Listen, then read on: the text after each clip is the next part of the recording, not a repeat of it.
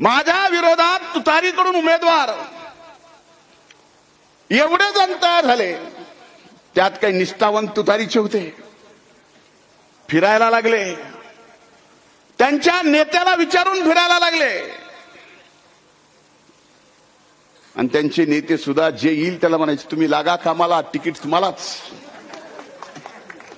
एका घरातून तिघ, आई बी, लेक बी, जवाई बी. एवढ्यावर थांबले नाहीत, अनेक जण नादाला लावले. एवढ्या नादाला लागले, 12-13 झाल्यावर मलाच ह्या सगळ्याची काळजी वाटली की म्हणलं तुतारीचे जरी असले, नेते जरी असले, तर आपल्याला आदरणीय जरी असले, तर मला काळजी वाटली म्हणलं ह्या 12-13 पैकी मिळणार एकालाच आहे. आणि सगळ्याच्या सगळे एवढे ताकदीनं कामाला लागलेत, म्हणलं ह्याच्यातून मिळणार जर एकाला असेल तर बाकीच्याच कसं व्हायचं. म्हणून तुतारीच्या एकाने त्याला फोन लावला, म्हणलं अरे बाबा लवकर फायनल करा. हे आशेत उधळायला लागले, तिकीट देणार एकाला आहेत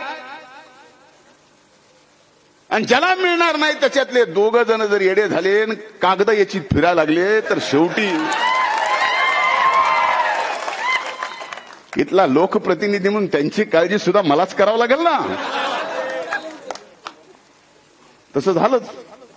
शिवाजी चौकात हे फाड ते फाड, हे खळपास ते